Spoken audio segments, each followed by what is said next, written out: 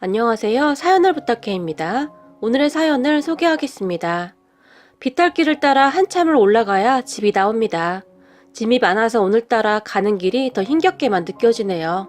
그렇게 한 10분쯤을 더 올라갔을까요? 드디어 집이 보이고 엄마, 형 왔어! 동생의 목소리가 들려옵니다.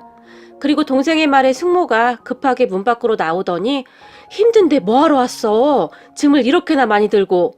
걱정스레 묻는데 숙모의 표정은 걱정 반 기쁨 반입니다. 숙모는 저에게 항상 오지 말라고 하지만 마음속으로는 눈이 빠져라 기다리고 또 기다린다는 것을 저는 잘 알고 있습니다. 짐을 받아든 숙모의 얼굴에는 웃음이 떠나지가 않았거든요. 그리고 이제 막 대학생이 된 동생도 좋아서 어쩔 줄을 몰라 하네요. 제가 이 맛에 이 힘든 비탈길을 신나게 올라온답니다. 그렇게 웃고 있던 저를 보며 무거운데 뭘 이런 걸 사왔어. 숙모가 미안한 듯이 말을 했고, 숙모, 저번 겨울에 감기 때문에 엄청 고생했잖아요. 홍삼이랑 기관지에 좋은 것 좀 사왔어요. 제발 건강관리 좀 하세요. 제가 숙모를 나무라듯이 말을 했어요. 이 비싼 걸 뭐 한다고 사왔어. 힘들게 번 돈으로. 숙모의 눈에는 금세 이슬이 맺혀버립니다. 그 모습을 바라보던 동생이 형, 내 건 없어? 맨날 엄마 것만 사오고 라고 물었어요. 그런 동생에게 너는 용돈이 제일 좋은 거 아니야? 이따가 따로 보자. 제가 장난스레 말을 꺼냈고 오, 역시 형밖에 없다 라며 동생이 그렇게 좋아할 수가 없습니다. 힘든 가정환경이었지만 동생은 밝게 잘 자라주고 있네요. 그런 동생을 바라보니 얼마나 다행인지 모르겠습니다. 하늘에 계신 우리 삼촌이 이런 아들을 보면 참 뿌듯해 하시겠죠? 오늘은 우리 삼촌 기일입니다. 삼촌이 떠나신 게 언제인지도 까마득하기만 하네요. 잠시 제가 생각에 잠겨있던 사이 배고프지? 얼른 들어가자. 너 좋아하는 잡채랑 불고기 많이 해놨어. 숙모가 제 손을 잡아 끌었어요. 와, 숙모 잡채는 진짜 끝내주죠. 아, 배고파. 제가 얼른 신발을 벗고 집 안으로 들어갔는데 제가 언제 올 줄 알고 숙모는 이미 상을 다 봐놨네요. 밥상에는 제가 좋아하는 음식이 가득합니다. 그런 밥상을 보니 아마도 제가 오기를 눈이 빠지게 기다린 것이 분명합니다. 문득 작년 삼촌 기일에는 출장으로 인해 참석을 못했던 것이 생각나서 가슴이 아려왔어요. 제가 오기를 얼마나 눈이 빠져라 기다렸을까요? 제가 출장이라고 했음에도 불구하고 숙모는 혹시나 하고 기다리고 또 기다렸을 것이라는 생각이 드네요. 우리는 그렇게 삼촌의 제사상을 준비해서 제사를 지냈어요. 그런데 벽에 걸어둔 삼촌 사진을 보며 삼촌이 안 계시다는 것이 아직도 실감이 나지 않습니다. 우리 삼촌은 정말 성실한 경찰이었어요. 어디 하나 빠지지 않는 정말 자랑스러운 경찰이었고요. 그런 삼촌과 저는 제가 중학교 때쯤 만났어요. 저는 그때쯤 아무런 희망도 꿈도 없이 살고 있었어요. 할머니와 둘이 살고 있었는데 할머니가 벌어온 돈으로 하루하루 생계를 유지하던 중 할머니 지병이 도지면서 그나마 안 좋던 환경이 더 최악이 되었어요. 거기다 아픈 할머니가 잘 드셔야 했는데 잘 드시지를 못하셨어요. 그런 할머니를 위해 먹을 것을 좀 사야 했는데 돈이 없었고요. 그래서 고민하고 또 고민하다가 동네 마트에 있는 물건에 손을 대고 말았어요. 한 번만 하고 그만둘 생각이었는데 이게 들키지 않게 되니까 계속하게 되더라고요. 거기다가 제가 가져다 준 음식들을 할머니가 잘 드셨기에 그 모습만으로도 그렇게 기쁠 수가 없었어요. 그런데 꼬리가 길면 잡힌다고 했던가요?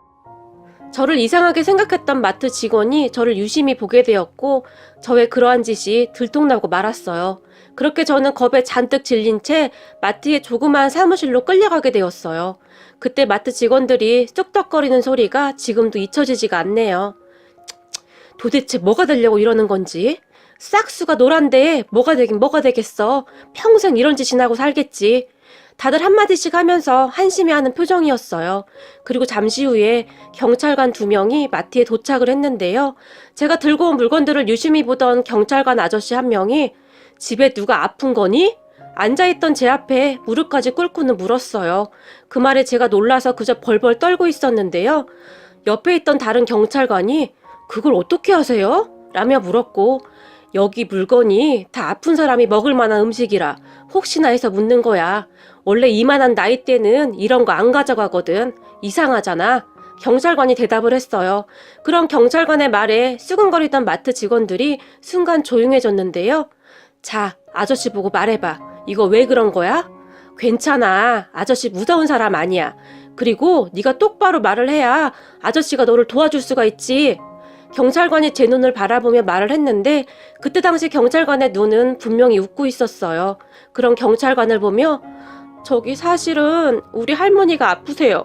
그런데 할머니가 음식을 잘 못 드시는데 여기 있는 이것들이라도 잘 드셔서 이거라도 드시면 빨리 나을 것 같아서요. 제가 힘겹게 말을 했는데요. 순간 왜 그리도 서럽던지 눈물이 뚝뚝 떨어지고 말았어요. 그래도 남의 물건을 이렇게 가져가는 것은 잘못된 거야. 알겠니? 경찰관이 옆에 있던 화장지로 제 눈물을 닦아주며 말을 했고 경찰관의 말에 제가 고개를 끄덕였어요. 그런데 경찰관은 거기서 끝내지 않고 마트 사장님을 찾더니 사장님, 한 번만 봐주시면 안 되겠습니까? 할머니가 아파서 급한 마음에 그런 것 같은데 부탁 좀 드릴게요. 그리고 여기 이 물건들은 제가 다 계산하겠습니다. 경찰관이 사장님에게 부탁을 했어요. 그 모습을 제가 놀란 채 바라보고 있었는데요. 그럼 경찰관의 부탁에 마트 사장님도 차마 거절을 하지 못했고 경찰관 아저씨가 다 계산을 하는 것으로 마무리가 되었어요. 그렇게 경찰관 아저씨는 저를 데리고 마트에서 나왔는데요. 그냥 집에 보내지 않고는 따뜻한 국밥 한 그릇을 사줬어요. 하지만 따뜻한 고기국밥을 보는데 순간 할머니가 생각나서 차마 목구멍으로 넘어가지가 않았어요. 경찰관이 그런 제 마음을 꿰뚫어 봤던 것인지 왜 할머니 생각나서 제게 물었어요. 그 순간 저도 모르게 다시 눈물이 나오기 시작했는데요. 그냥 참 서럽더라고요. 이런 국밥 한 그릇 드시지 못하는 우리 할머니가 불쌍해서 너무 마음이 아팠어요. 그런 제 모습을 보던 경찰관은 걱정 마, 아저씨가 한 그릇 더 포장해 줄게. 식기 전에 얼른 먹자. 라고 말을 하더니 제 손에 숟가락을 쥐어줬어요. 그렇게 저는 눈물 반 콧물 반으로 국밥을 먹었는데요. 국밥이 그렇게 맛이 있을 수가 없었어요. 국밥을 먹는 내내 경찰관 아저씨는 저에게 이것저것을 물었어요. 할머니와 둘이 사는 거니? 네. 그렇게 밥을 먹으면서 많은 대화를 나누게 되었고 밥을 다 먹은 다음 경찰관 아저씨는 제가 괜찮다고 하는데도 굳이 우리 집까지 저를 데려다 주고는 우리 할머니에게 인사까지 했어요. 그리고는 할머니가 국밥을 다 드시는 것까지 보고 일어났는데요. 일어나면서 저에게 전화번호 하나를 주면서 무슨 일 있으면 앞으로 여기로 전화해. 알겠니? 라고 말을 했어요. 그런 경찰관을 보며 제가 놀란 채 멍이 서 있었는데요. 저를 보던 경찰관 아저씨가 이 녀석아, 나 경찰이야. 경찰도 못 믿는 거야? 그러니까 무슨 일 있으면 꼭 전화해. 그리고 앞으로 삼촌이라고 불러라. 알겠니? 라고 활짝 웃었어요. 그렇게 저는 전화번호를 받아들었어요. 하지만 그때 당시만 해도 삼촌과 저의 운명이 이렇게까지 연결될 줄은 정말이지 꿈에도 몰랐는데요. 삼촌은 그 뒤에도 시간이 날 때마다 우리 집에 방문을 해서는 할머니와 저를 챙겼어요. 그 덕분에 할머니는 조금씩 좋아지는 듯 했어요. 삼촌은 우리 집에 올 때마다 먹을 것을 바리바리 싸서 오곤 했어요. 제가 정말 놀란 것이 어느 날은 영양제 한 통을 내밀면서 이거 먹으면 키가 큰다고 하더라. 너도 꼬박꼬박 챙겨 먹어. 남자는 키가 커야 해. 라며 당부를 하기도 했어요.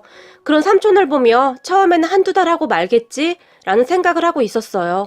그때까지 지켜본 바로는 사람들이 처음에는 봉사활동이다 뭐다 관심을 갖다가 한두 달이 지나면 다들 시들해지거든요. 저 같은 사람에게는 그런 것조차 그저 감사할 따름이었지만 말이죠. 하지만 삼촌은 그 뒤에도 꾸준히 저를 챙겼어요. 지금 생각해보면 경찰 월급이 많지도 않다고 하던데 대단했다는 생각밖에 들지가 않네요. 그런 삼촌 덕분에 저는 삐뚤어지지 않고 잘 견뎌냈던 것 같아요. 꿈이나 희망 따위는 아예 없던 저에게 삼촌은 꿈에 대해 늘 말해줬거든요. 꿈이 있으면 어떤 시련도 이겨낼 수 있는 거야. 네 꿈을 잘 생각해봐. 삼촌이 제 머리를 쓰다듬으며 말을 했어요. 그리고 저는 그 이후 꿈에 대해 진지하게 생각을 해보게 되었어요. 그때 처음으로 희망이라는 것을 가져본 것 같아요. 삼촌이 그랬거든요. 네가 하고 싶은 일을 하려면 공부도 열심히 해야 해. 그까짓 거 별거 있겠냐? 라며 활짝 웃었거든요. 그날 이후 저는 공부에 대해 조금씩 관심을 갖고 생각을 해보기 시작했어요. 기초가 없어서 힘이 들 수밖에 없었지만 어느 날 제가 삼촌에게 그러한 말을 했는데 며칠을 고민하던 삼촌이 경찰관 중 공부를 꽤 잘하던 신입 경찰관이 있다면서 그분한테 저를 어렵게 부탁을 해서 그분의 도움을 받게 되었어요. 모르는 문제가 나오면 정리를 해뒀다가 물어보곤 했거든요. 공부를 하다 보니 점점 공부에 흥미가 생기기 시작했어요. 저는 정말 열심히 공부를 한 것 같아요. 그런데 친구들은 공부를 열심히 하는 저를 오히려 이상한 눈으로 바라봤는데요. 너 돈도 없는데 무슨 돈으로 대학 가려고? 라며 비웃는 친구도 있었어요. 그런 친구를 처음에는 그냥 모른 척 했는데요. 그 친구가 계속 야, 요즘에도 이런 운동화를 신는 사람이 있냐? 이런 건 도대체 어디서 사는 거냐? 비웃듯이 물었어요. 하지만 저는 상관도 하지 않았는데요. 제가 관심도 갖지 않자 그 친구가 민망했던지 뭐야, 말도 못하냐? 공부는 뭐 하려고 처하고 앉아있냐? 돈도 없는 게? 다시 한번 말을 하며 제 책을 바닥에 집어던져 버렸어요. 솔직히 저는 계속 참았어요. 그런 친구들과 부딪혀서 좋을 게 없잖아요. 그냥 조용히 있고 싶은 생각뿐이었는데 그 친구는 계속해서 제 공부를 방해했어요. 제가 마음먹고 공부를 했는데 성적이 눈에 띄게 올랐거든요. 그것을 보며 선생님이 기특하다며 계속 칭찬을 해줬는데 아마도 그 모습이 꼴보기 싫었던 것 같아요. 그러다가 결국 그 친구와 다툼이 생겼는데 몸싸움까지 일어나 버렸어요. 어느 날은 그 친구가 야, 너 씻고는 다니냐? 너 때문에 공부를 못하겠잖아. 앉아있던 제 머리를 연필로 툭툭 쳤어요. 그 순간 제가 이성을 잃고는 하지마! 라고 말을 하고 그 친구를 세게 밀쳐버렸어요. 그 순간 그 친구가 발을 헛디뎠던지 책상과 의자와 함께 쓰러지며 정말 순식간에 우당탕탕 하는 소리와 함께 그 친구가 넘어져서 일어나지를 못했어요.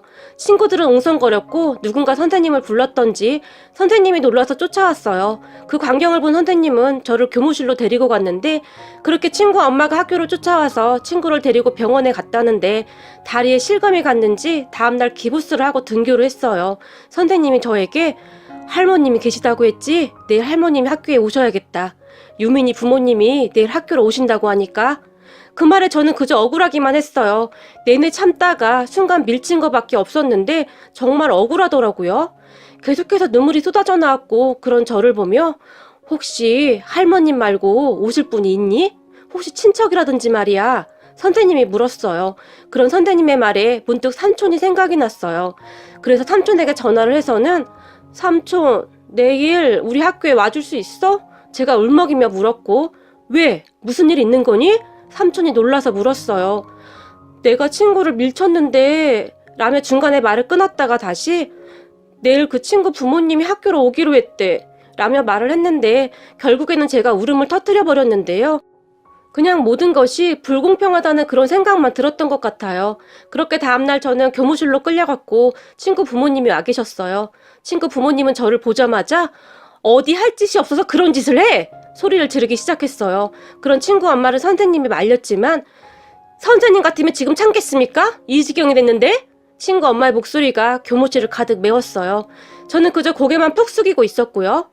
말해봐라. 도대체 왜 그런 거냐고! 다시 한번 친구 엄마가 소리를 질렀어요. 어머님, 제발 진정 좀 하십시오. 선생님이 다시 한번 친구 엄마를 말렸어요. 하지만 친구 엄마는 너 어떻게 할 거야? 치료비 내줄 돈이나 있어? 저를 한심하다는 듯이 바라봤어요. 그리고 잠시 후에 교무실 문이 열렸고 삼촌이 교무실 안으로 들어왔는데 저는 깜짝 놀랐어요. 삼촌이 양복을 입고 들어왔거든요. 평소 양복을 입은 삼촌의 모습은 처음이라 많이 낯설 정도였어요. 그런 삼촌을 보니 어찌나 반갑던지 삼촌! 제가 처음으로 입을 뗐어요. 그리고 우리 삼촌이 친구 부모님과 인사를 했어요. 안녕하세요. 제가 삼촌입니다. 급한 일이 생겨서 조금 늦었습니다. 삼촌이 인사를 하며 친구 부모님께 명함을 건넸는데요. 그런데 친구 부모님이 순간 움찔하는 듯 했어요. 친척 하나 없는 줄 알았는데 순간 놀랐겠죠. 삼촌은 그렇게 병원비 문제부터 이것저것을 해결해줬어요. 저뿐만 아니라 담임 선생님도 표정이 밝아져 있었는데요. 아무래도 선생님도 걱정이 많았겠죠. 적어도 선생님은 저에게 잘해주셨으니까요. 어쨌든 문제는 잘 해결되었고 학교가 끝나고 집에 가는데 삼촌이 멀리서 걸어왔어요. 너 키 작아서 내가 걱정했는데 걱정 안 해도 되겠다 라며 저를 놀려댔어요. 그냥 살짝 밀었는데 전 억울해요. 세상에는 억울한 일이 참 많아. 앞으로도 그런 일은 더 많을 거야. 그런데 그럴 때마다 그러면 안 되겠지? 결국은 다 견뎌내야만 하는 일들이야. 앞으로 더한 일이 있을 수도 있어. 하지만 잘 견뎌내야 해. 알겠니? 삼촌이 제 머리를 쓰다듬으며 말을 했어요. 그 뒤 저는 어떠한 문제도 일으키지 않고 정말 열심히 공부를 한 것 같아요. 친구들도 저에게 시비를 걸지 않았고 성적이 올라가자 다들 놀란 눈으로 바라봤거든요. 그때 알았어요. 공부를 잘하면 다른 세상에 살 수 있겠구나 하는 생각 말이죠. 정말 공부만 한 것 같아요. 그러던 중 할머니 건강이 악화되어 병원에 입원하게 되었는데 내가 조금 더 살아야 하는데 너 혼자 두고 어찌 갈지 모르겠구나. 할머니는 저만 보면 그렇게 눈물을 흘렸어요. 그런 할머니를 보며 삼촌이 할머님 걱정하지 마세요. 손주는 제가 잘 돌볼 테니 건강부터 챙기세요. 라는 말을 하기도 했는데요. 삼촌의 말에 할머니는 힘겹게 삼촌의 손을 잡으며 고마워요. 진짜 고마워요. 라며 하염없이 눈물만 흘리셨어요. 그렇게 얼마 후에 할머니는 세상을 떠나셨어요. 다행히 제가 할머니의 임종을 지켰는데요. 할머니는 눈을 감는 그 순간까지도 저에게서 눈을 떼지 못하셨어요. 그 모습에 제가 목 놓아 울었는데요. 세상을 살면서 그렇게 서럽게 운 적은 처음인 것 같아요. 세상에 할머니와 저 둘뿐이었는데 그런 할머니가 세상을 떠났으니 저는 진짜 혼자가 된 거잖아요. 싸늘하게 누워있는 할머니를 붙들고는 목이 쉬어라 울어댔어요. 아파서 누워만 있던 할머니였지만 그런 할머니는 제 인생의 전부였으니까요. 너무 무섭고 두려웠어요. 그때 생각난 사람이 삼촌이었고 삼촌에게 전화를 했어요. 삼촌, 제가 목이 메어와서 차마 뒷말을 꺼내지 못하고 삼촌을 불렀어요. 왜? 무슨 일이야? 삼촌이 놀라서 물었고 삼촌, 지금 여기로 와주면 안 돼? 거기가 어딘데? 할머니 입원한 병원인데 할머니가 제가 그만 울음을 터뜨려버렸어요. 할머니가 왜? 울지 말고 차근차근 말해봐. 할머니가 돌아가셨어. 삼촌, 나 너무 무서워. 나 이제 어떡해? 삼촌 지금 와주면 안 돼? 제가 간신히 말을 했어요. 뭐? 알았어. 삼촌이 바로 갈게. 너 거기 가만히 있어. 삼촌도 많이 놀란 듯 했는데 삼촌의 목소리도 떨리고 있었거든요. 그렇게 도착한 삼촌을 보며 삼촌! 이라며 제가 삼촌 품에 안겨서 흐느꼈어요. 괜찮아. 삼촌이 왔잖아.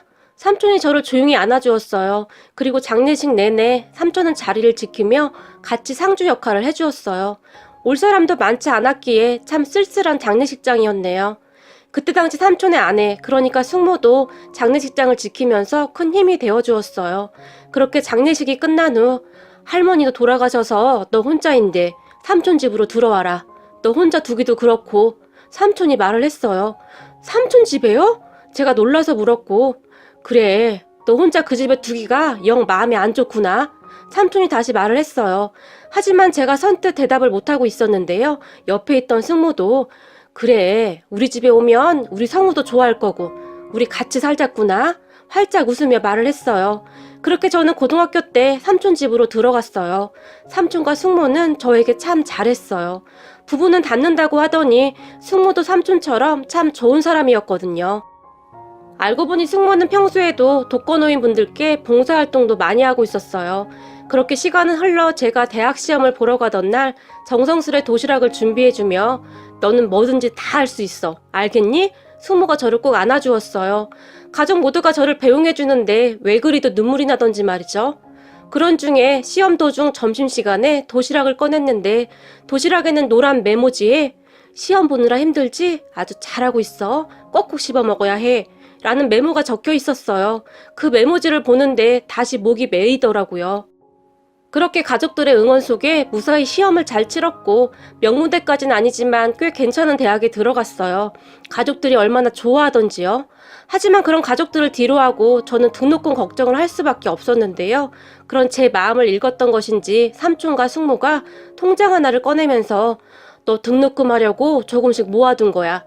이 정도면 될 거야. 그러니까 등록금 걱정은 하지 말고 공부나 열심히 해. 라고 말을 해줬어요. 그 말에 제가 다시 한번 눈물을 흘렸는데요. 그렇게 대학에 입학을 했고 정말 열심히 살았어요. 아르바이트로 과외도 했고 이것저것 정말 다 해본 것 같아요. 대학 생활이 어떻게 지나갔는지도 모르겠어요. 항상 너무 바빴거든요.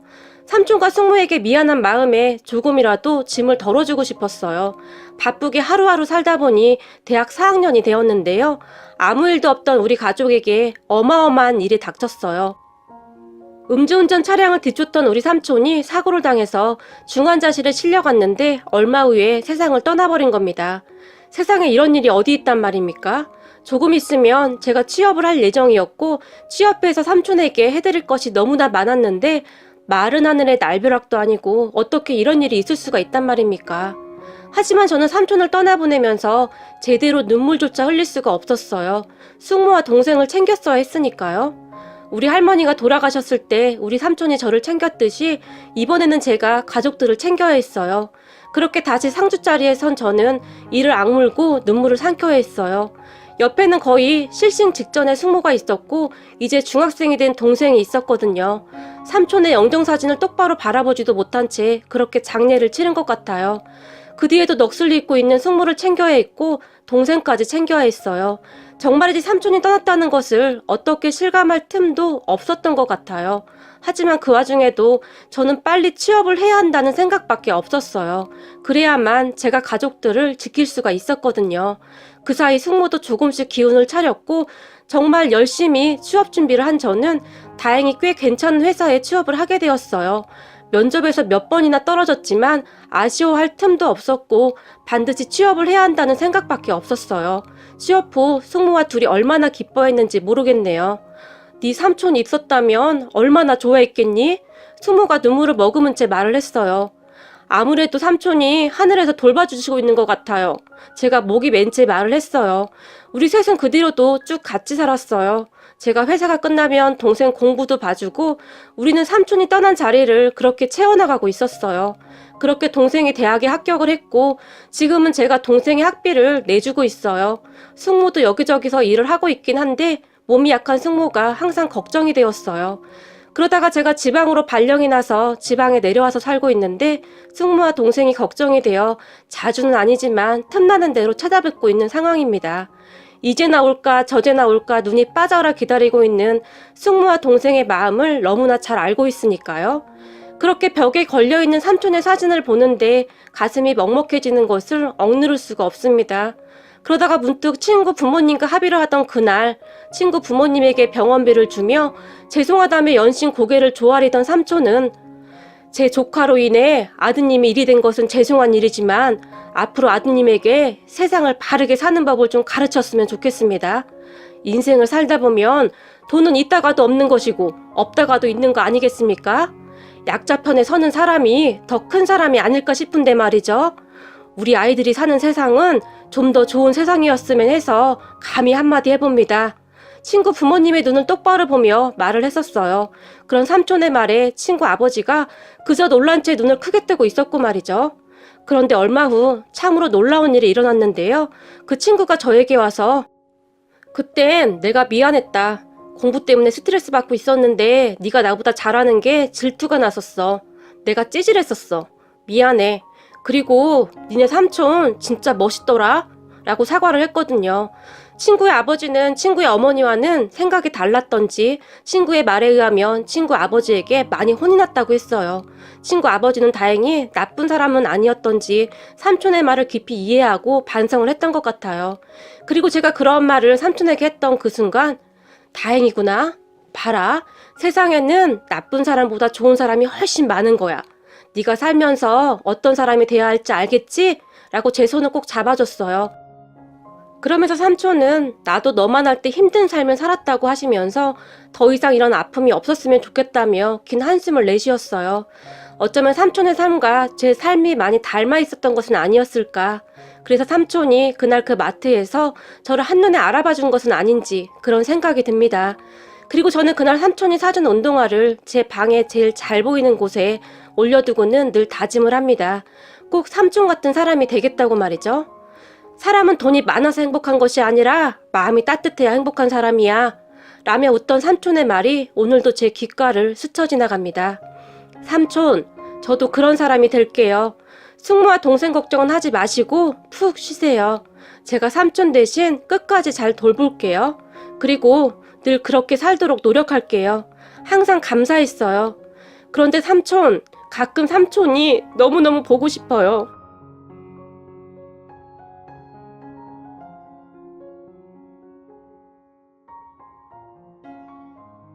여자친구와 거의 하루 종일 항상 붙어 있었던 것 같습니다.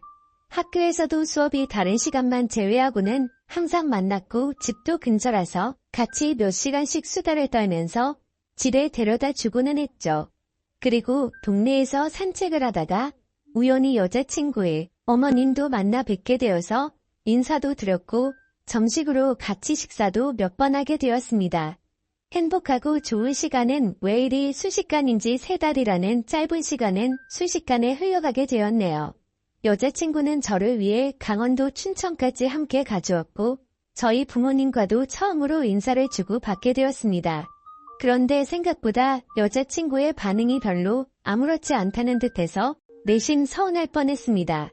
하지만 아니나 다를까 마지막으로 입구에서 들어서기 전에 여자친구는 펑펑 울었습니다. 저희 부모님도 계시고 제가 마음에 걸려 할까 봐서 아무렇지 않은 척 애를 써준 거였죠. 그런 모습을 보고 있으니 저도 덩달아 눈물이 터질 것만 같았습니다. 그래서 얼른 부모님과 여자친구에게 마지막 인사를 건네고 재빨리 안으로 들어가 버렸네요. 정말 한동안은 환장하겠다 싶을 만큼 시간이 더디게 흘러가더군요. 지금도 잊지 못할 첫 휴가 때의 시간도 생생하고 매번 휴가를 나올 때마다 저를 위해 모든 시간을 제게 쏟아준 여자친구였습니다. 학생이라 돈도 없을 텐데 알바를 했다면서 제가 돈을 내는 걸 긋고 말리고 항상 선물을 한가득 손에 쥐어주었죠. 그런 여자친구를 보면서 저는 얼른 사회생활을 해서 내 여자친구에게 모든 걸 다 해주고 행복하게 해주겠다고 다짐 또 다짐했었죠. 그렇게 국방부 시기는 꾸역꾸역 흘러가게 되었고 제가 병장이 되었던 때입니다. 말년 휴가를 2달 남짓 남겨두고서 여자친구와 통화가 되지를 않더라고요. 무슨 일이지 싶어서 밤새도록 잠도 제대로 한숨도 못 잤죠. 다음날 아침 점호가 끝나자마자 곧장 여자친구에게 전화를 걸었습니다. 그때서야 여자친구가 전화를 받더라고요. 뭔가 모르게 목소리가 살짝 달라서 이상했지만 무슨 일인데 전화가 안 된 거냐고 짜증내듯이 물어보았습니다. 여자친구는 어제 감기 몸살이 너무 심해서 약 먹고 잠들었다며 미안하다고 하더라고요. 그래서 목소리가 이상했구나 싶어서 갑자기 챙겨주지 못하고 짜증만 내서 미안한 마음이 들었습니다. 저는 걱정되고 깜짝 놀래서 짜증난 것 같다며 미안하다고 말했고 아플 텐데 약 먹고 쉬라고 하고는 통화를 끊었습니다. 그렇게 일과 시간이 끝나고도 한참 뒤에 저녁이 다 되어서 다시 전화를 걸었습니다. 여자친구는 지금은 몸이 좀 괜찮다고 대답을 해주었고 저는 안심을 하게 됐죠. 그런데 여자친구가 사실 할 말이 있다고 하더군요. 저는 진지한 여자친구의 말에 무슨 일이지 싶어서 가슴이 내려앉는 기분이었습니다. 무슨 일인지 물어보니 여자친구가 할머니가 미국에 계시는데 지금 안 좋은 일이 있는데 돌봐줄 사람이 없어서 자신이 몇 달간 갔다 와야 할 것 같다더군요. 그러면서 아마 미국에 있어서 통화가 어려울 것 같은데 저녁 조심히 하고 금방 돌아오겠다 하더라고요. 저는 나름 걱정한 것보다는 다행이라는 생각에 그럼 조심히 다녀오고 편지라도 꼭 하라고 했습니다. 그렇게 그날 여자친구와 마지막으로 통화를 하게 되었습니다. 안 그래도 더딘 국방부 시기에는 여자친구가 미국으로 떠나고 나서부터는 시간이 더욱 더디게 가더군요. 하지만 결국 시간은 더디게 흐르고 흘러 저는 드디어 전역을 하게 되었죠. 당연히 전역을 하고서 여자친구와 함께 여행도 가고 행복한 시간을 가질 줄 알았습니다. 하지만 제 곁에는 여자친구가 없었기에 도저히 행복한 기분이 들지가 않더라고요. 그래서 저는 여자친구가 편지로 알려준 미국 전화번호로 전화를 걸었습니다. 하지만 그 번호는 연결이 되지 않는 번호더군요. 그렇게 몇 날 며칠을 기다렸지만 제가 전역을 한 걸 당연히 알 텐데 연락이 오지 않았습니다. 저녁의 기쁨보다도 우울한 기분만이 가득했습니다. 온갖 생각이 다 들더니 내게 거짓말을 하고 나를 버린 건가라는 생각이 들더라고요. 도저히 참지 못하고 며칠 동안을 여자친구의 집 근처를 배회하였습니다. 그러다가 제 두 눈을 의심하면서 심장이 내려앉는 것만 같았습니다. 미국에 갔다던 여자친구가 아파트 단지로 들어오더니 집으로 향하더군요. 저는 너무 화가 나서 당장 뛰어가서 크게 소리를 지르면서 불러 세웠습니다.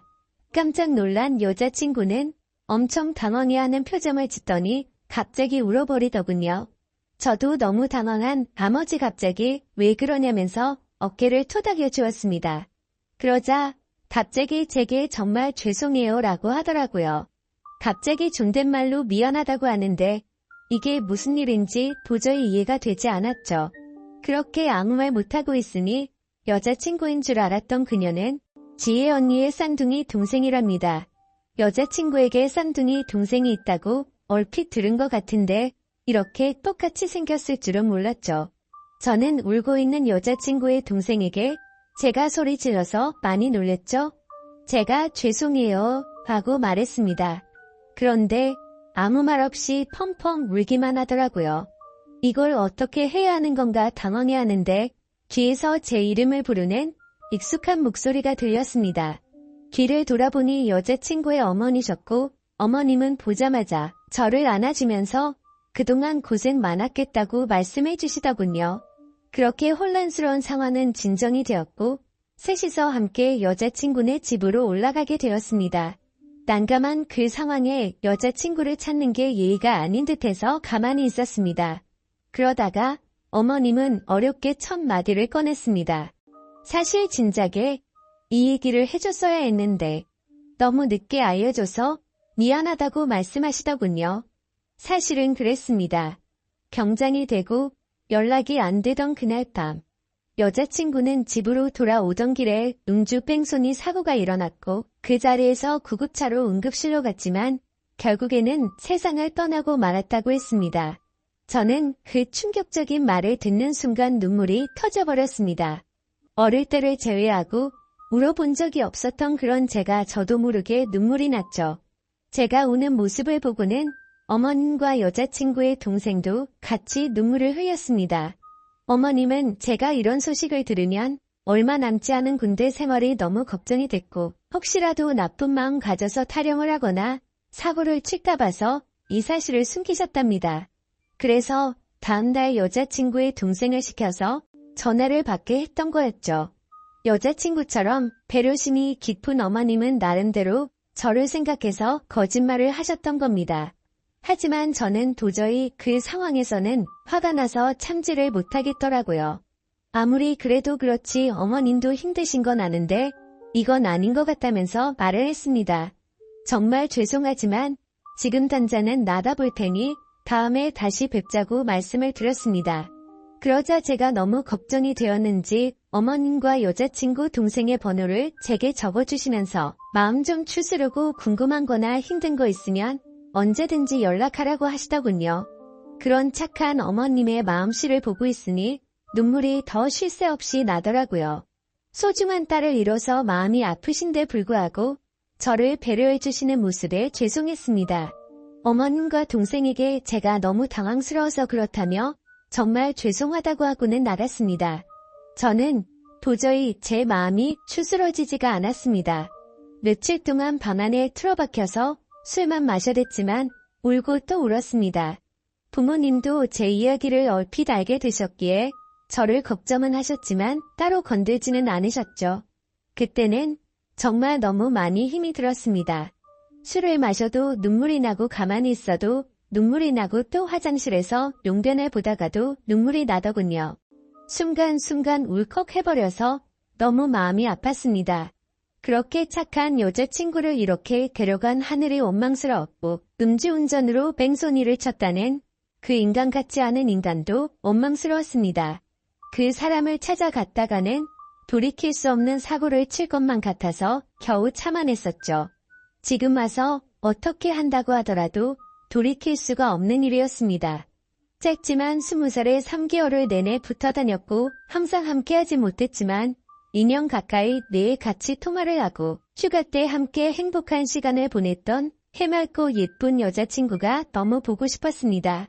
그러다가 결국 술에 너무 취한 나머지 여자친구와 너무나도 닮은 여자친구의 동생에게 전화를 걸었습니다.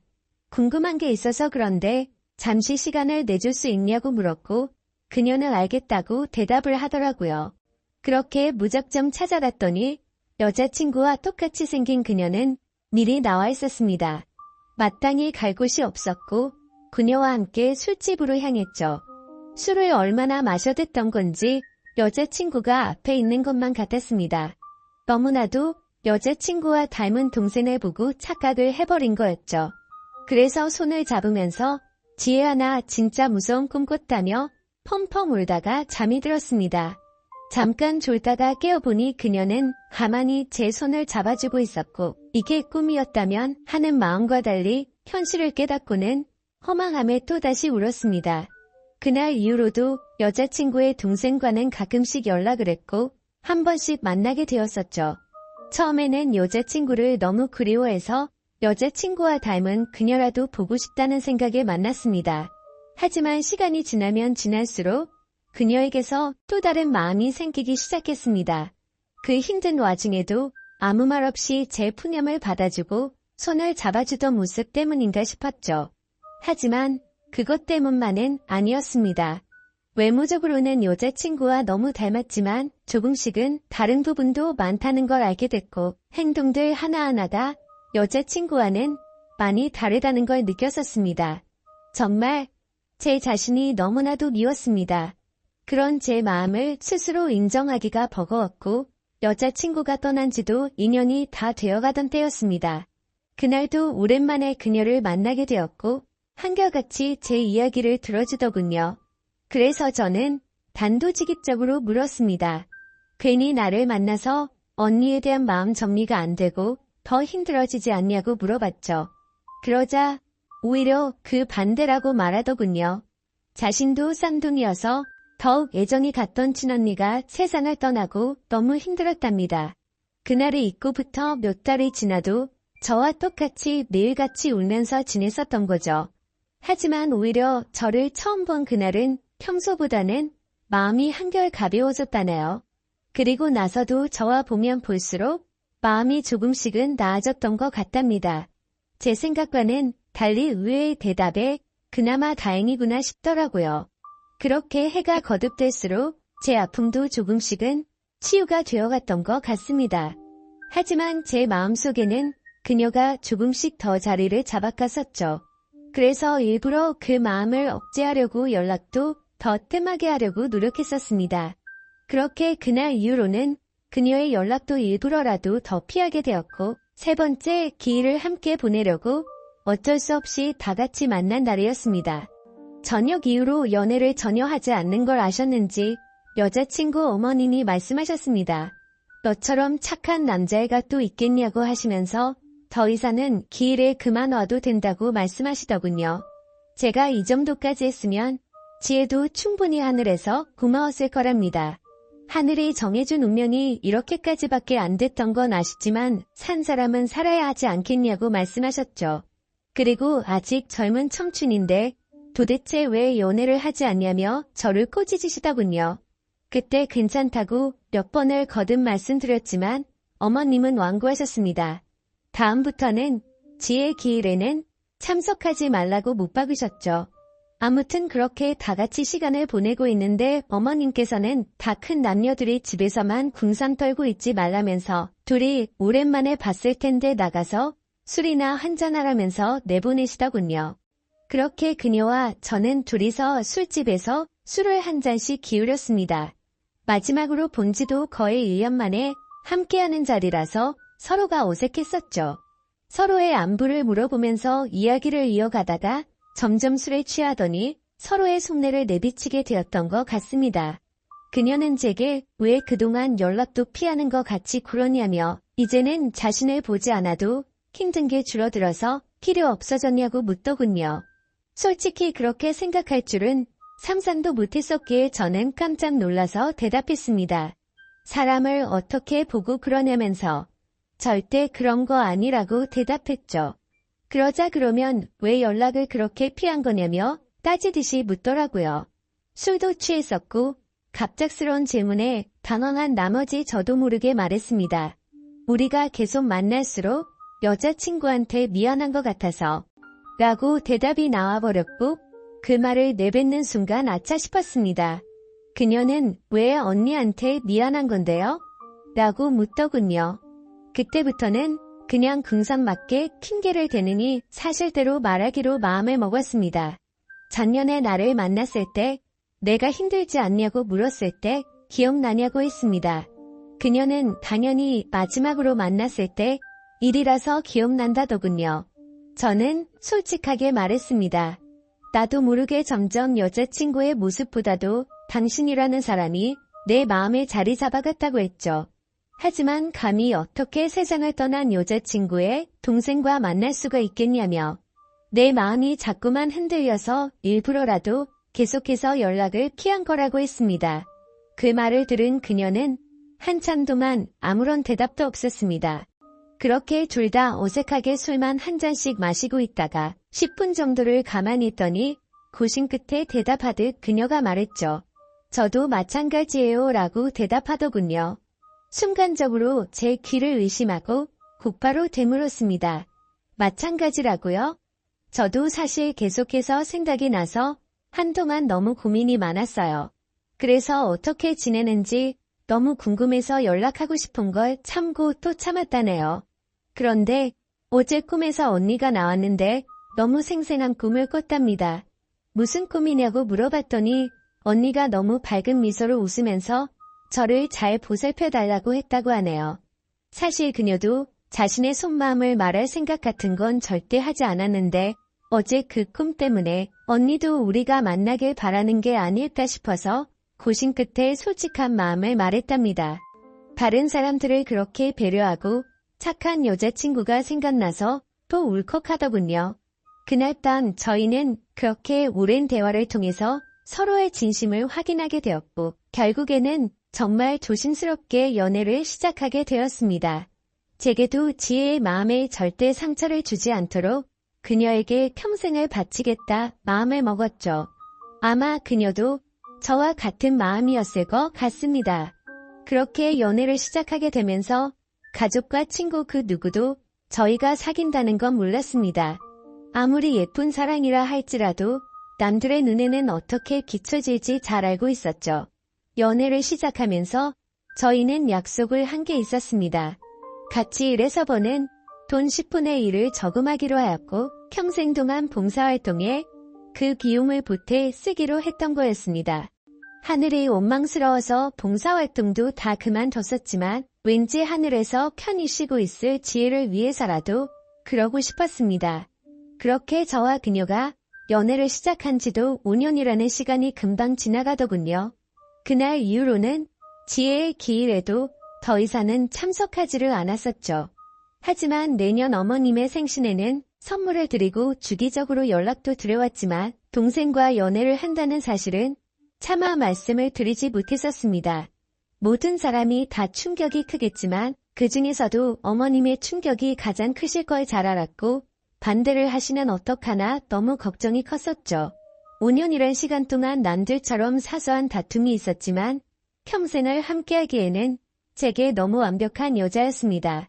그래서 저는 더 이상은 이렇게 만나지 말고 모두에게 축복받으면서 행복하게 만나고 싶다고 했습니다. 그러자 알겠다고 대답을 얻게 되었고 저희는 어머님과 식사 자리를 마련했습니다. 어머님과 오랜만에 만나 뵙는 날, 큰 충격을 드리는 것 같아서 죄송했지만 의외의 상황이 벌어졌습니다. 셋이서 같이 식당으로 들어서자마자 어머님은 둘이 이제 결혼하기로 한 거냐고 물어보시더라고요. 너무 당황한 나머지 아무 말도 못하고 눈만 굴리고 있으니 앉으라고 하시더군요. 사실 어머님은 이미 오래전부터 저희가 만나오는 걸 알고 계셨답니다.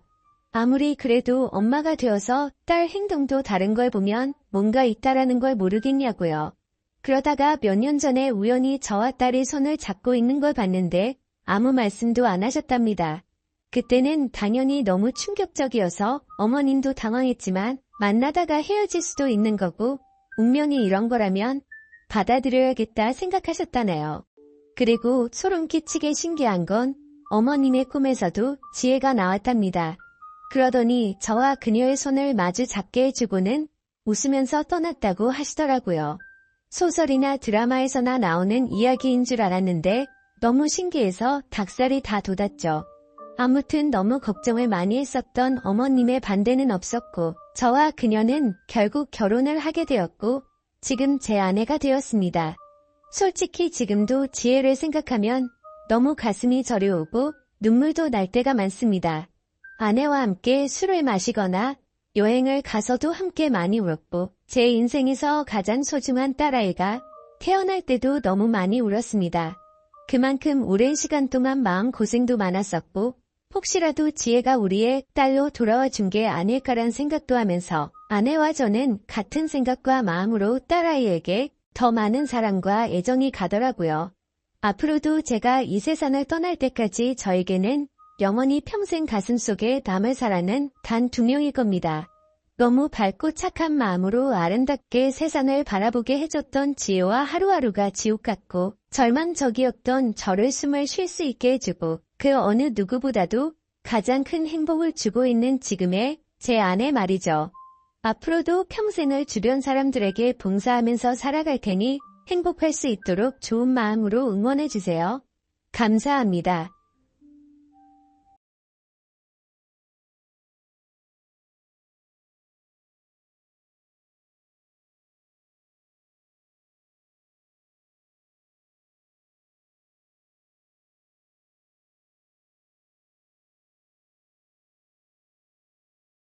안녕하세요.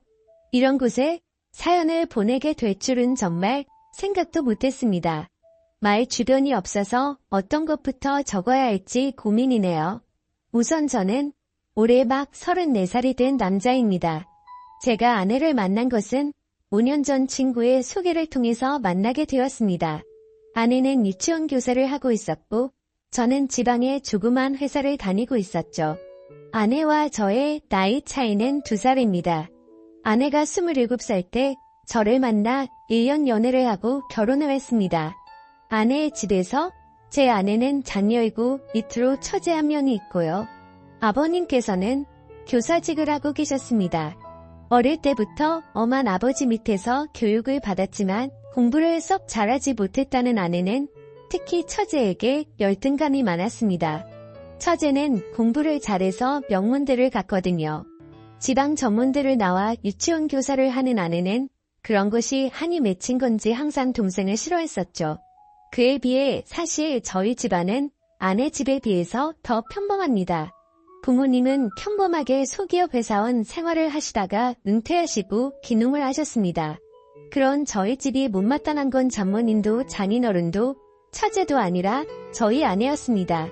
말끝마다 저희 집안 이야기를 꺼내기가 쪽팔린다며 처제의 코를 어떻게든 납작하게 만들어야 된다고 말하더니 저랑 사귀면서도 동료 보육교사가 클럽에서 의사를 만나서 이번에 결혼한다는 둥 허황된 이야기를 하고 있더군요.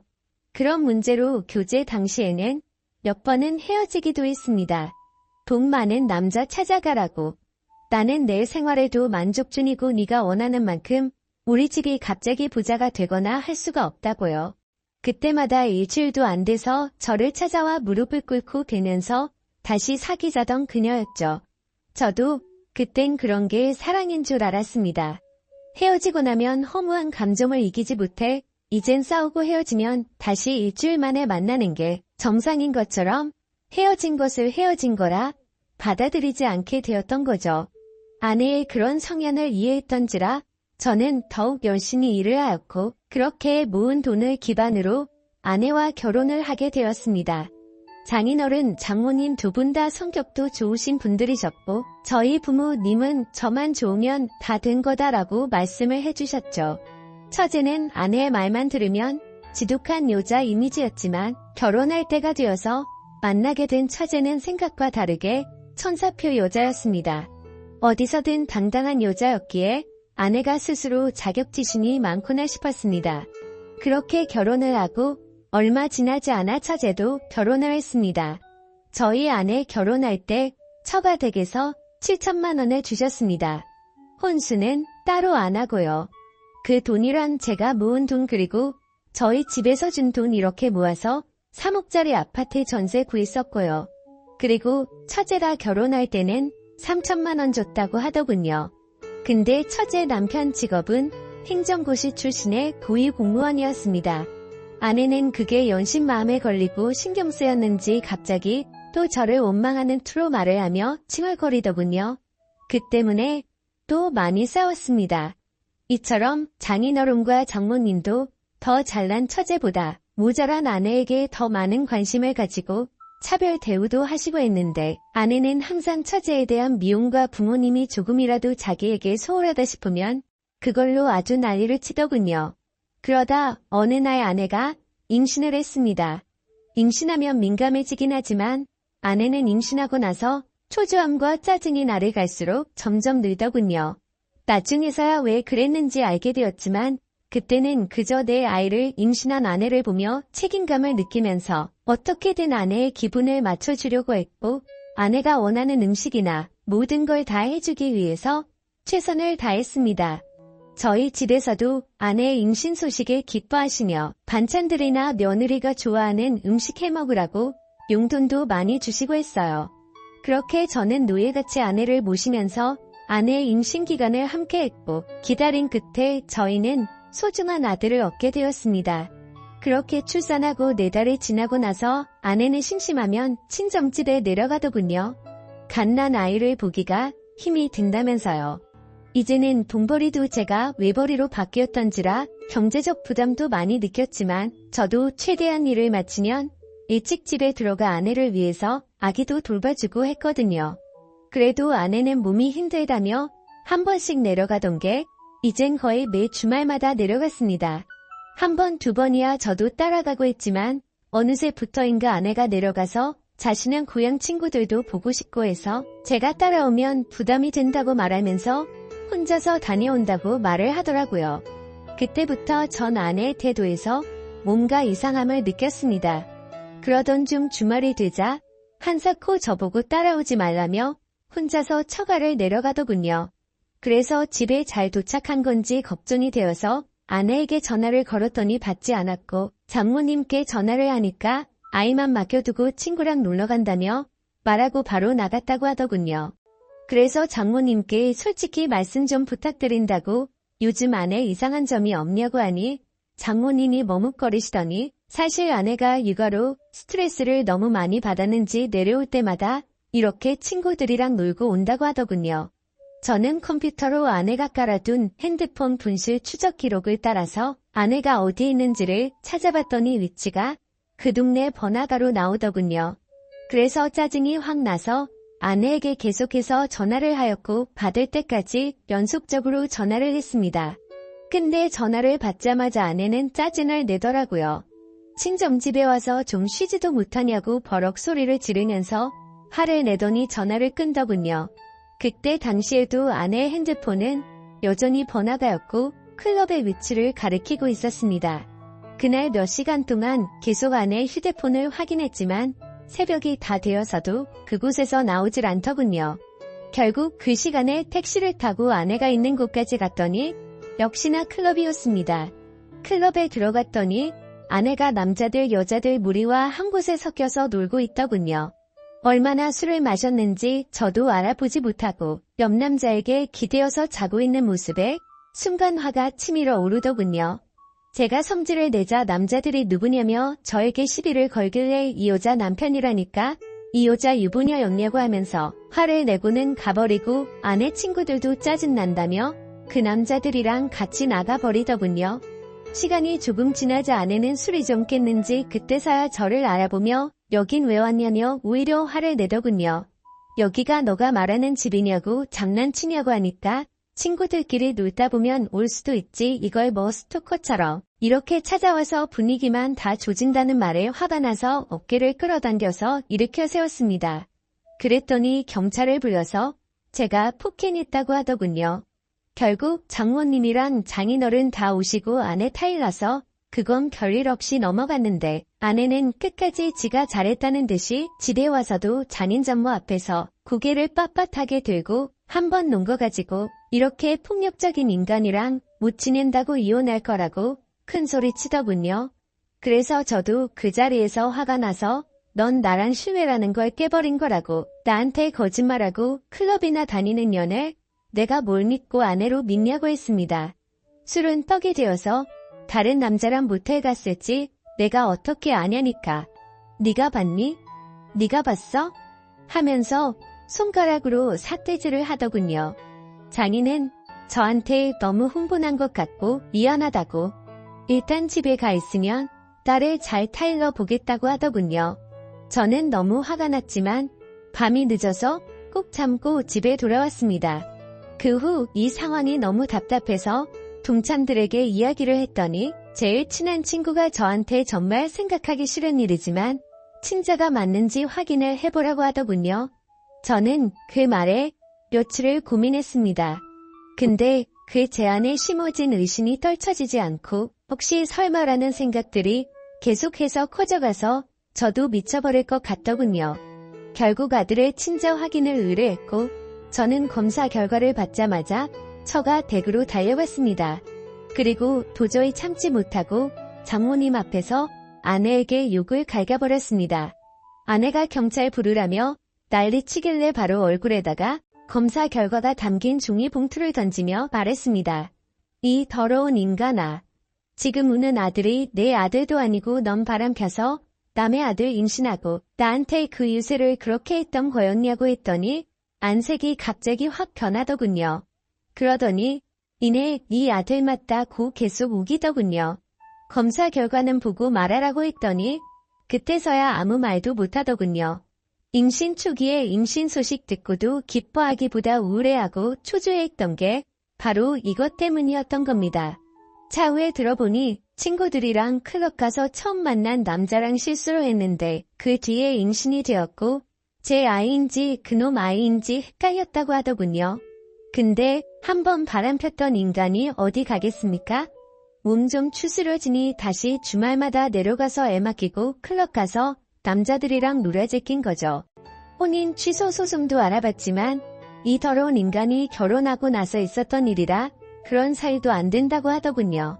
그리고 결국 장인어른이랑 장모님 찾아와서 저한테 용서를 구하시며 원하는 대로 하겠다고 하시더군요. 아내녀는 끝내 저 무섭다며 안 찾아오더군요. 하지만 도저히 이 결혼 생활을 이어갈 수 없다고 장인어른과 장모님께 설명을 하였고 결국 합의 이혼을 하였습니다. 애도 돌려줬고 결혼기간도 짧아서 남을 것도 없었고 아내의 위자료 대신해서 장인어른이 다 줬고요. 아들이었던 남의 아들 그래도 정은 줬었는데 참 서럽더군요. 웃긴 건 아내년도 그 남자 연락처도 몰라서 누구 아이인지도 모른다는데 그 말 들고 정말 한 번 더 기가 막히더군요. 결국 몇 년 지나서 소식 들었더니 애는 장인 장모 아이로 들여놓아서 두 분이서 키우고 있고 그 여자는 이 남자 저 남자 만나면서 산다고 하더군요. 참 대단한 여자입니다. 지금까지 제 사연 들어주셔서 감사합니다. 안녕하세요. 저는 30대 후반의 평범한 남자이고 현재는 서울에서 조그만 식당을 운영하면서 살아가고 있습니다. 원래는 아내와 함께 행복한 미래를 꿈꾸면서 시작하게 된 음식점인데 지금은 처제와 단 둘이서 식당을 운영하고 있네요. 정말 남들에게는 결코 일어나지 않을 법한 말도 안 되는 일들이 제게 일어나게 되었죠. 사실 저는 주변 누구보다도 착하지 못한 그런 삐뚤어진 시선으로 세상을 바라보며 살아가고 있었습니다. 어릴 때부터 저는 몸이 정말 허약한 체질이었습니다. 흔히 생각하시는 약골의 얼굴도 못난 탓에 저도 모르게 학창시절 내내 왠지 모를 주변 사람들의 시선에 사람을 기피하게 되었던 거죠. 그리고 더 사람을 기피하게 된 것도 처음 짝사랑하게 된 여자에게서 너무 아픈 상처를 받게 되었습니다. 그때가 중학교 때였는데 그 당시 담임 선생님의 지시로 분기별로 3개월에 한 번씩 짝을 바꿔서 앉았었습니다. 저는 당연히 짝사랑하는 그녀와의 짝이 되기만을 항상 바래왔었고 결국에는 제 바램대로 제게 설렘을 주던 그녀와 짝이 되었습니다. 속으로 만세를 부를 정도로 너무 기쁘고 행복했었습니다. 하지만 그건 이기적인 저 혼자만의 행복이고 생각이었더라고요. 저도 그때 당시에는 제 주제를 파악 못했었나 봅니다.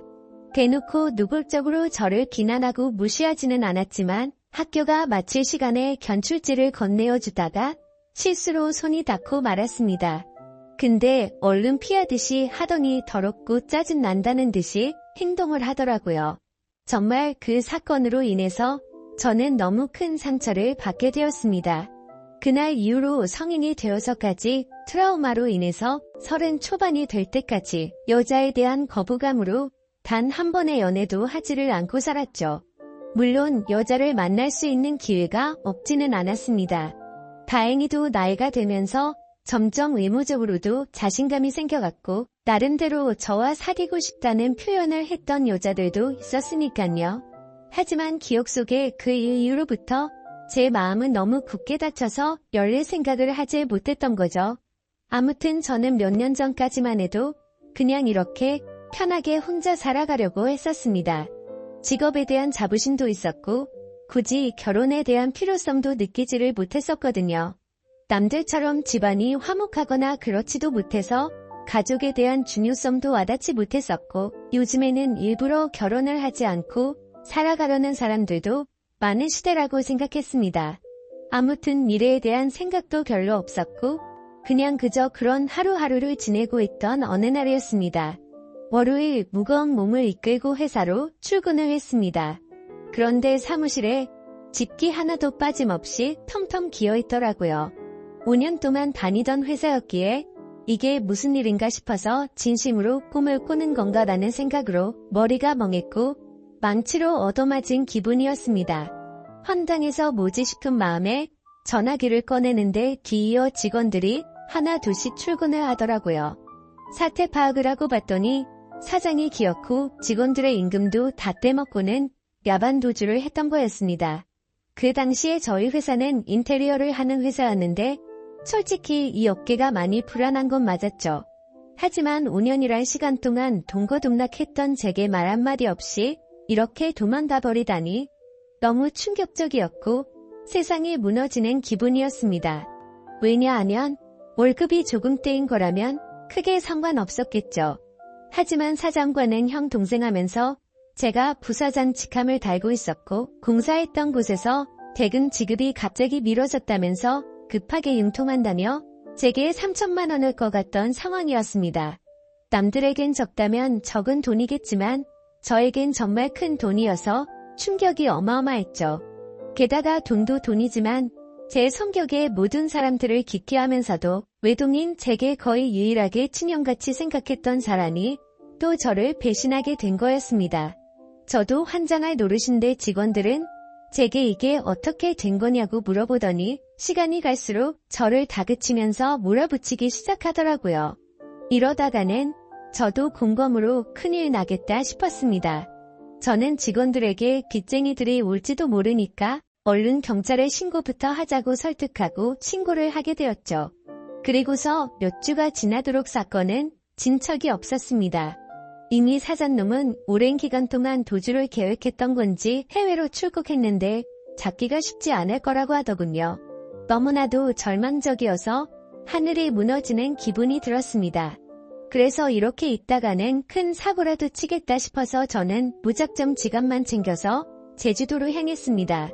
그냥 모든 걸 다 잊고 싶었고 전 재산을 날린 것도 아니니까 차근차근 다시 시작하면 되겠지라는 마음을 가지려고 애를 썼습니다.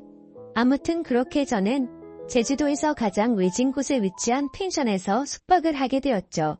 사실 그때는 아무리 마음을 차분하게 먹으려고 애써봤지만 도저히 정신이 온전할 수가 없더라고요.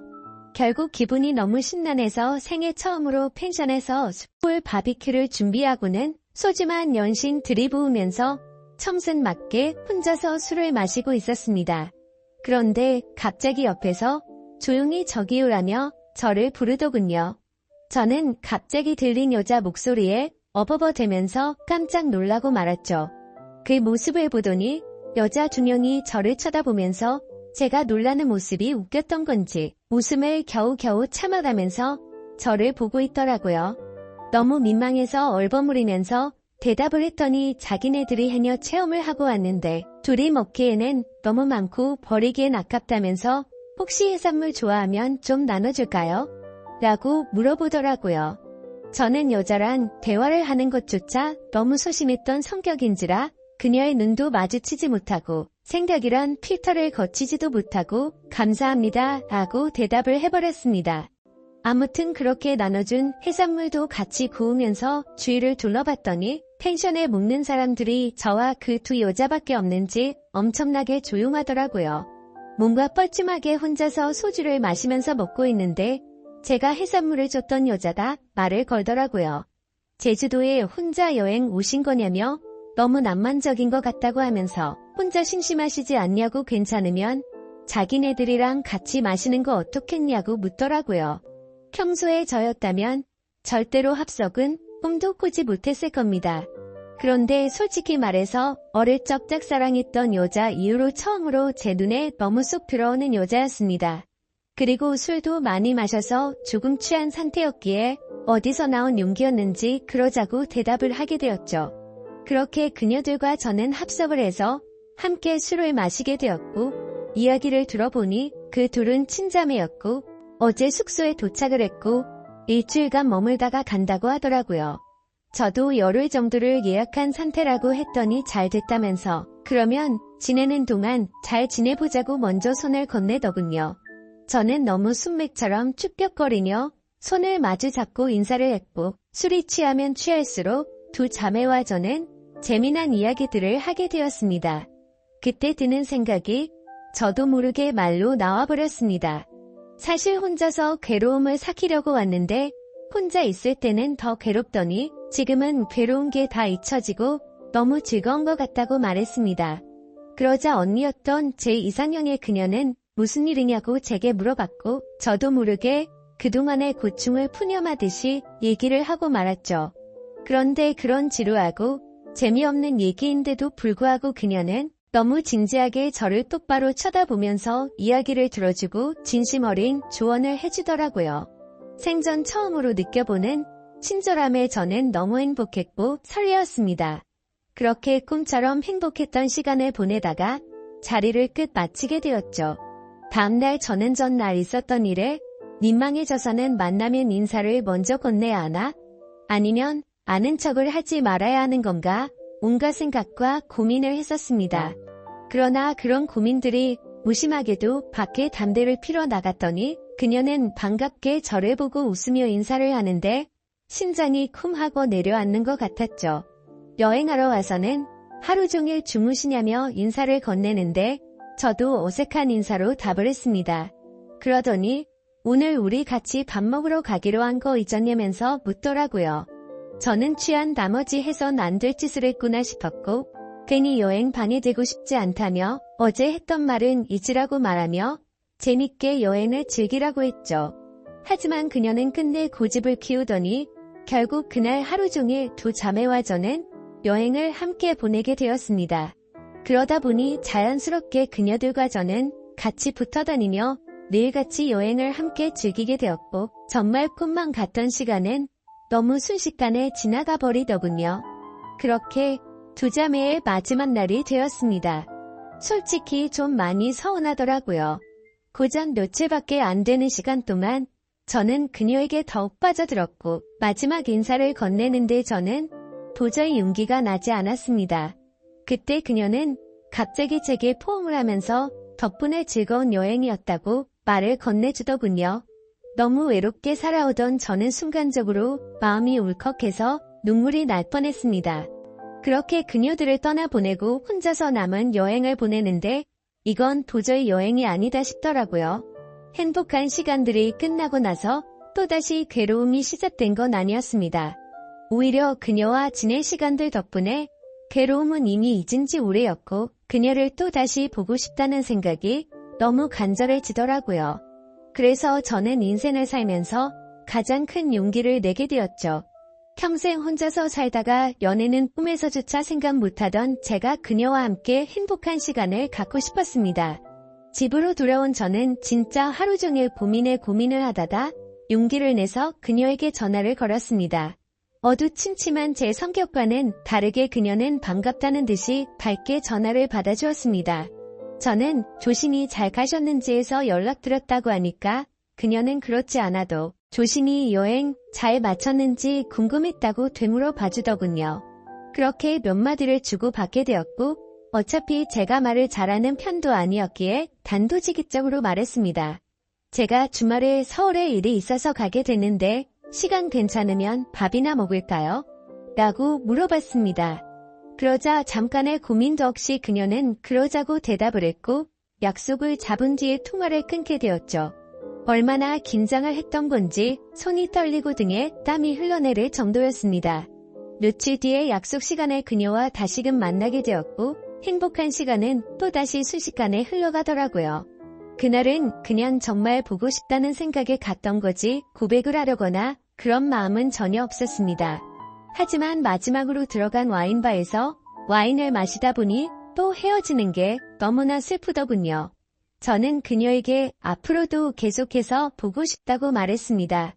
그러자 그녀는 다른 여자들과 달리 제 마음을 알아줬는지 더 이상은 떠보지 않았고 제 손을 잡아주더라고요. 그렇게 제 인생에서 가장 사랑하는 그녀와 저는 연인이 되었고 남들에겐 힘들다고 하던 장거리 연애가 제게는 너무나 행복한 나날이었습니다. 아무리 멀다 한들 그녀를 매주 볼 수 있다는 건 제게는 너무 과분한 일이었죠. 우리는 그렇게 행복한 연애를 3년간 이어갔고 그녀 덕분에 저는 과거와 비교하면 너무나도 정반대의 사람이 되어 있었습니다. 새로운 직장에서 사람들과 웃으면서 대화도 잘 이어갔고 성실하고 착한 그녀를 따라서 고아원의 봉사활동을 다녔는데 제 마음이 너무 평온해지는 걸 느꼈습니다.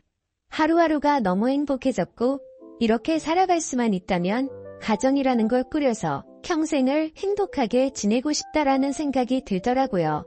저는 그렇게 달라진 제 스스로에게 결심을 하고 그녀에게 청혼을 하였습니다. 그녀는 제 청혼을 받아주었고 저희는 결국 사랑의 결실을 맺게 되어 결혼을 하게 되었죠. 그 당시에 아내는 서울에서 처제와 함께 조그만한 식당을 운영하고 있었습니다. 그래서 아내와 상의 끝에 제가 이직을 하기로 했고 결혼을 하면서 제가 서울로 올라오게 되었죠. 아내와 저는 인생에서 가장 행복한 부부처럼 그 누구도 부럽지 않게 지냈습니다. 결혼한 지 2년 동안 한 차례도 다툼이 없을 정도로 주변에서 누구나 다 예쁘게 봐주었죠. 그렇게 행복한 나날들을 보내다가 제가 다니던 회사가 또다시 부도가 나면서 저는 일자리를 또 잃게 되었습니다. 그때부터는 이렇게 불안한 직업을 하는 게 맞는 건가라는 고민에 빠져들었고 막상 또 새로운 일자리를 구하려고 하니 직장 생활에 지쳐 있었죠. 그러다 힘들어하던 중 아내와 더 오랜 시간을 붙어 있고 싶었고 그동안 모은 돈을 보태어서 새로운 식당을 여는 게 어떨까 생각이 들었습니다.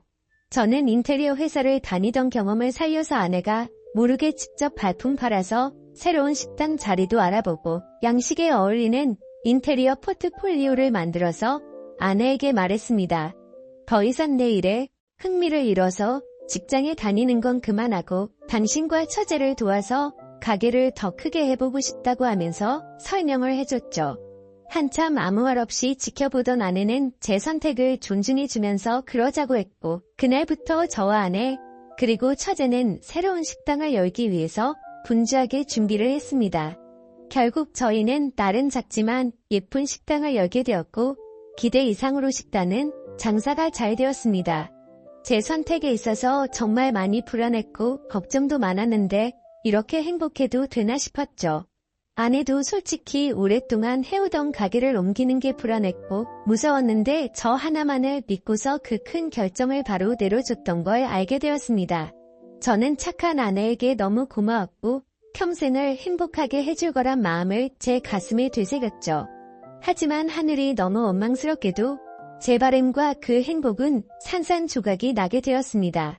아내가 일을 하던 도중에 갑자기 쓰러지게 되었습니다. 처음에는 가게가 바쁜 탓에 과로해서 그런 거겠지 하며 아내를 안심시켰었죠. 며칠 뒤 정밀 검사를 받아본 결과가 나왔고 의사 선생님은 너무 위험한 위치에 암이 발견되었다고 말하더군요. 드라마나 영화에서나 들어봤지. 이런 일이 제 아내에게 생길 줄은 정말 상상조차 못했기에 그 자리에서 바로 눈물이 났습니다. 의사 선생님이 말을 이어갔습니다. 이런 말씀 들을 때가 자신도 가장 마음이 아프다고 하면서요. 솔직히 말해야 할 것 같다며 아무래도 너무 위험한 수술이 될 것 같다고 하면서 아내분에게도 솔직히 말씀을 드려야 한다고 하더라고요. 그 말을 듣는데 아내를 처음 만났던 제주도에서 처음 만난 그날 밤이 떠오르고 그동안의 일들이 순식간에 주마등처럼 지나가는데 저도 모르게 애처럼 펑펑 울어버렸습니다. 아내에게 이 모든 사실을 솔직하게 털어놓는다는 게 너무나도 어려웠습니다. 하지만 저를 저보다도 잘 아는 아내는 저를 보자마자 눈치를 채더라고요. 펑펑 울어서 알아본 건지 너무 경직되어 있는 저를 알아본 건지 저는 있는 사실 그대로를 말해줬습니다. 아내는 괜찮은 척하면서 오히려 저를 위로해주면서 말을 하더라고요. 솔직히 너무 무섭고 화도 나고 슬프지만 저를 만나서 그동안 너무 행복했다며 그래도 위험하긴 하지만 끝까지 포기는 하지 않을 테니까 좌절하지 말자고 하더군요. 그 말을 듣는 순간 제가 너무 부끄러웠습니다. 정작 아픈 아내는 저렇게 용기를 내서 힘을 내려고 하는데 도저히 저부터 무너질 수가 없었습니다. 처가댁에 연락을 해서 이 사실을 말씀드렸고 장인어른과 장모님 그리고 처제는 아내에게 찾아와서 미친 듯이 펑펑 울었습니다. 그러자 아내도 그동안 참았던 눈물이 터진 건지 애처럼 펑펑 우는데 정말 가슴이 찢어졌습니다. 그렇게 아내는 항암 치료를 시작하게 되었고 날이 가면 갈수록 급속도로 야위어가는 아내를 보고 있으니 모든 게 너무 원망스러웠습니다. 괜히 나를 만나서 아내가 이렇게 아프게 된 것만 같고 죽을 만큼 너무나도 힘이 들었습니다. 그렇게 힘든 시간을 지나서 아내의 수술이 있기 전날 밤 아내와 저는 한참 동안 이야기를 나누었습니다. 그때 처음으로 알게 되었던 건 아내도 제주도에서 처음 본 그날 저에게 호기심이 생겼고 관심이 갔었다고 하더군요. 그래서 다음날 같이 밥 먹자는 약속을 한 적이 없었지만 일부러 거짓말을 해서 같이 합류해서 여행을 한 거였다고 하더라고요. 물론 제 여행을 방해하고 싶었던 건 아니었고 제가 그날 밤 혼자 있을 때 더 괴롭다고 했던 말이 밤새도록 신경이 쓰였답니다. 제 아내의 성심이 깊은 건 알았지만 그 말을 듣는 순간 눈물이 멈추지가 않더군요. 그러면서 수술이 어려운 건 우리 모두가 다 잘 알고 있는 사실이니까 지금 말을 해야겠다고 하더라고요. 혹시라도 자신이 잘못되더라도 제발 당신 탓이라고 생각하지 말고 행복했으면 좋겠다고 말했습니다. 그리고 우리가 함께 시작했던 가게도 자신에겐 너무 행복한 추억이 가득한 곳이니 슬픈 감정보다도 행복한 추억을 떠올리면서 계속 지켜달라고 했죠. 그렇게 밤새도록 저희는 끊임없이 많은 대화들을 나누었고 결국에 제가 인생에서 가장 사랑하던 제 아내는 이 세상을 떠나고 말았습니다. 아내를 떠나보내고 하루하루가 너무 괴롭고 인생이 무너진 듯 슬펐습니다. 솔직히 돈 몇천만 원 사기 당했던 건 정말 세발의 피조차도 안 될 정도의 괴로움이었습니다. 정신나간 사람처럼 죽을 만큼 술을 마셔대기도 해봤지만 다 소용없었습니다. 시간이 지나면 이 아픔이 줄어들 수 있을까 싶은 생각만 가득했습니다. 그렇게 집에서 틀어박혀서 지낸 지 몇 주가 지났을 무렵이었습니다. 항상 조용하고 내성적이던 처제가 집에 들어와서는 마치 다른 사람처럼 온갖 잔소리를 늘어놓기 시작하더라고요. 언니가 지금 이 꼴을 보려고 그렇게 떠나간 줄 아냐면서 화를 내더군요. 형부 혼자서만 힘든 줄 착각하지 말라며 주변 사람들 생각해서 제발 그만하라면서 화를 내다가 울더라고요. 정말 예전이나 지금이나 너무 이기적인 나쁜 놈이었습니다. 저뿐만 아니라 모두가 다 힘들어도 꿋꿋이 버텨내고 있다라는 생각이 들더군요. 울고 있는 처제에게 다가가서 저도 같이 울면서 미안하다고만 되뇌었죠. 그러다 처제와 함께 밖으로 나가서 같이 술을 한잔하면서 이야기를 나누었습니다. 가게는 이렇게 계속 문을 닫아둘 거냐고 물어보더라고요. 솔직히 아내 생각에 미쳐버릴 것 같아서 가게 근처도 갈 수가 없었습니다. 하지만 그건 너무 비겁한 짓이란 것 정도는 알았죠. 그런 생각을 하던 찰나의 처제도 저와 같은 생각을 말하더군요. 언니 생각에 자신도 가게 근처도 못 가겠다며. 근데 언니가 제게 했던 말을 처제에게도 똑같이 했더라고요. 마지막으로 부탁한다면서 주었던 추억 가득한 가게를 계속했으면 좋겠다고 했답니다. 사실 아내가 왜 그렇게 가게에 집착하는지는 저도 잘 알고 있었습니다. 아내는 저와 제 처제를 생각해서인 마음도 당연히 있었지만 너무 착한 심성에 그동안 어려운 아이들에게 무료 급식을 주던 걸 멈추지 않기를 바랬던 거였죠. 세상에 어떻게 이런 착한 여자가 또 있을까요? 사실 이런 마음을 갖고 있는 것도 가게를 가게 된 날 알게 되었습니다. 처제와 저는 아내의 부탁을 이어나가기 위해서 결심을 했고 다음날 가게로 나갔습니다. 몇 주간 비워져 있던 가게임에도 불구하고 구석구석 너무 깔끔하게 청소가 다 되어 있었습니다. 그리고 그곳에 놓여져 있던 편지가 있었죠. 아내는 가족들과 저에게 너무 많이 미안하답니다. 제게는 평생 행복하게 함께 지내면서 흰머리 나는 것도 보고 싶었고 우리에게 아이도 낳아서 행복한 미래를 꿈꿨는데 너무 마음이 아프다네요. 그러면서 자신을 대신해서 아이들에게 도움을 주면서 평온함을 느껴줬으면 좋겠답니다. 스스로 자책하지 말고 세상에 주어진 걸 감사하게 느끼면서 주변 사람들에게 사랑을 베풀다 보면 우리는 또다시 금방 만나서 행복하게 지낼 거라고 하네요. 처제와 저는 그 편지를 읽고 또 한바탕 울어버리고 말았습니다. 그날 저와 처제는 그동안 상한 음식들을 모두 정리하고 밤새도록 정리를 했습니다. 아내의 바램대로 다시 장사를 하기 위해서 준비들도 하였고 장사를 시작하고서 정신없는 나날들을 보냈던 것 같네요.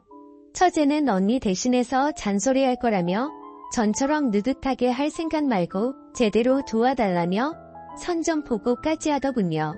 그러면서 꼴 단지가 뻑뻑해서 모여는 저를 핀잔 주더니 숟가락으로 치더니 순식간에 열더라고요. 이제는 예전보다 조금은 더 편해진 처제와 열심히 하루하루를 보내고 있네요. 이 글을 쓰면서도 제 인생에서 제일 행복함을 느끼게 해준 제 아내가 너무 그립고 보고 싶습니다. 아마도 이 마음은 제가 아내를 찾아 갈 때까지 영원하겠죠. 긴 사연 읽어주셔서 감사드립니다.